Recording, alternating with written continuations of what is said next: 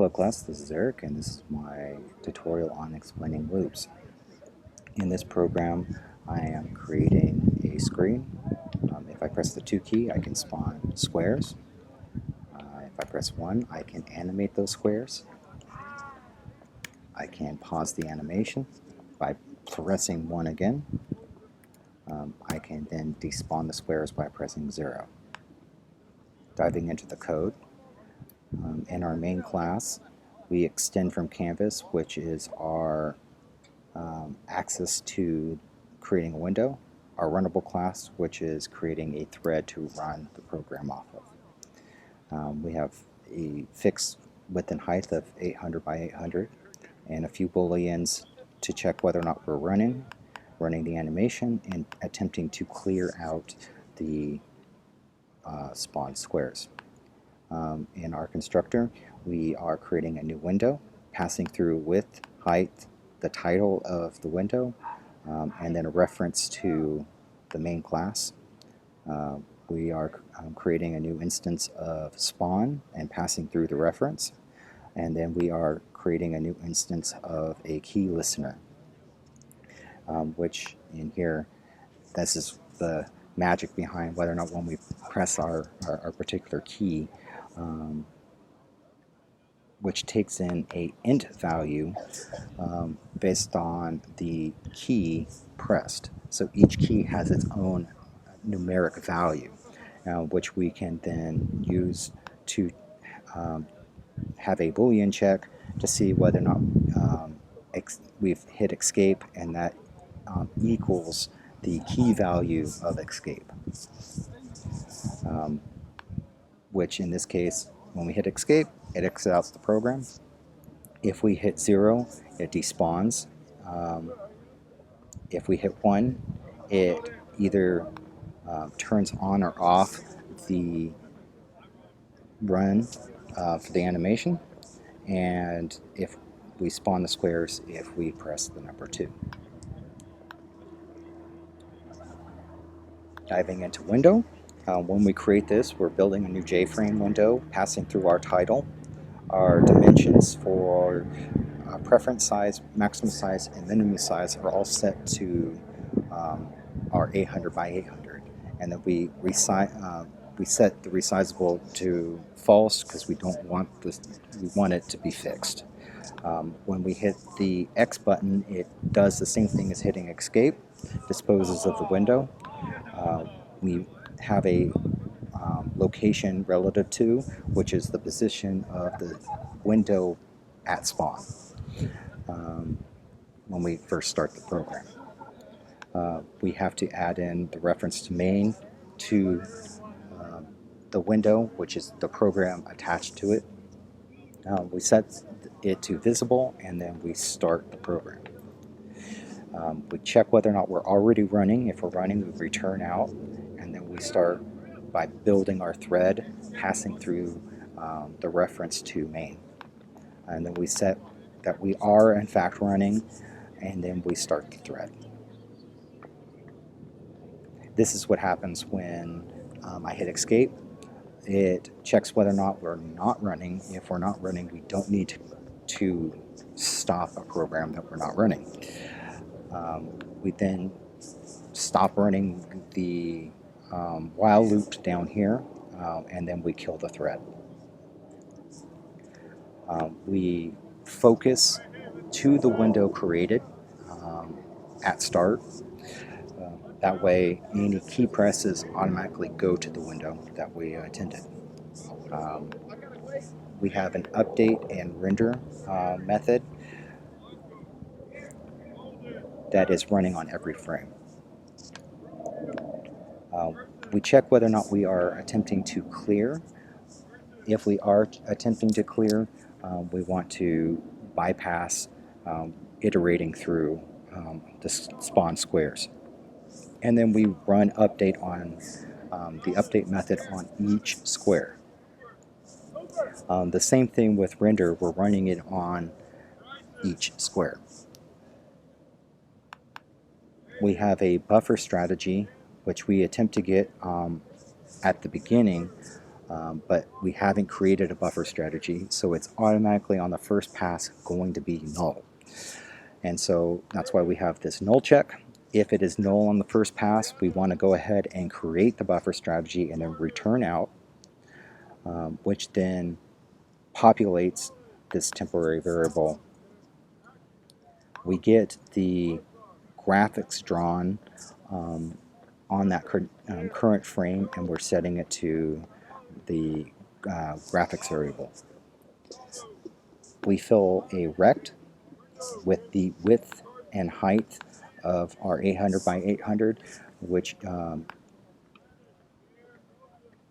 allows us to set the color to black, which gives us our background.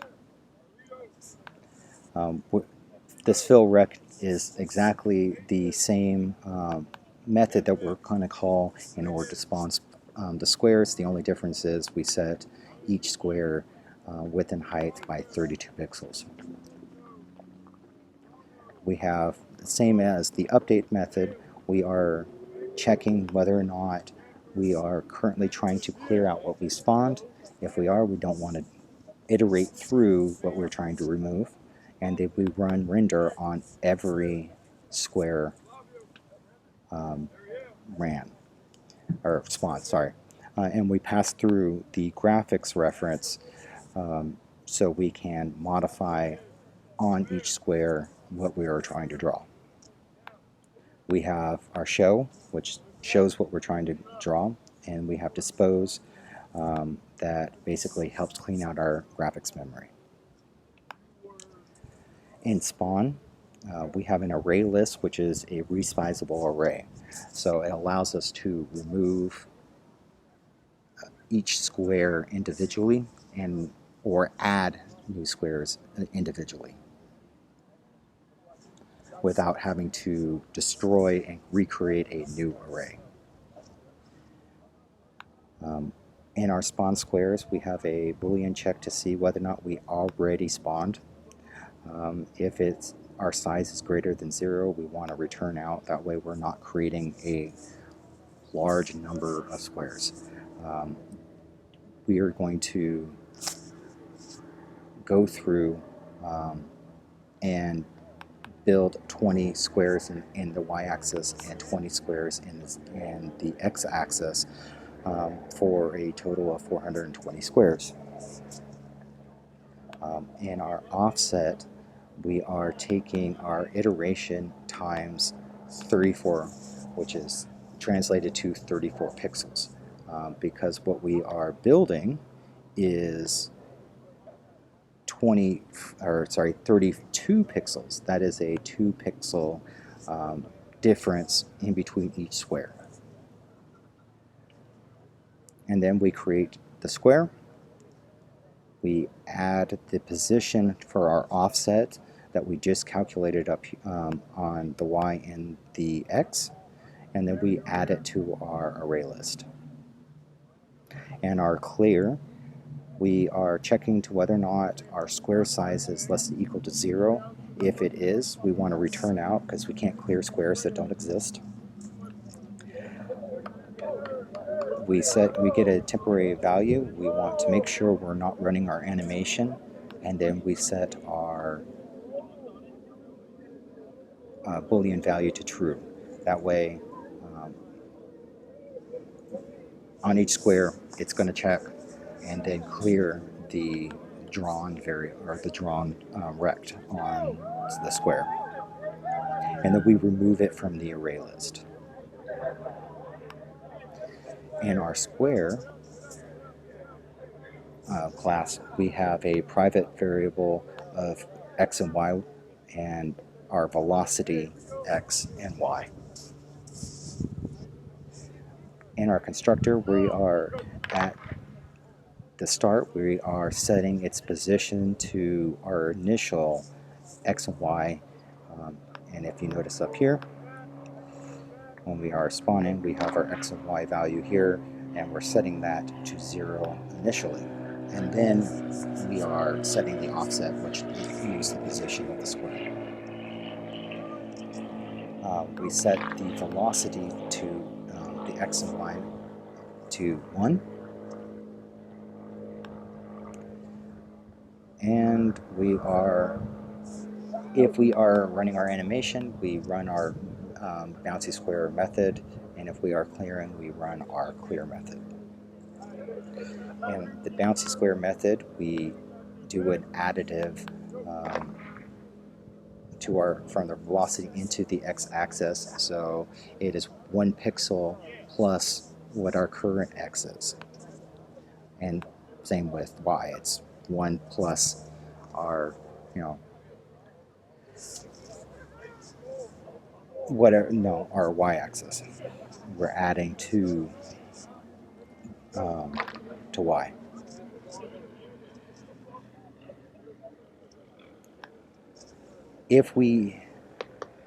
The reason why when we have our squares and why they bounce, it's checking to whether or not it's near the width or the height.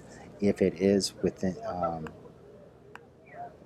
if it's that plus or that minus 30, which is a 30 pixel buffer on each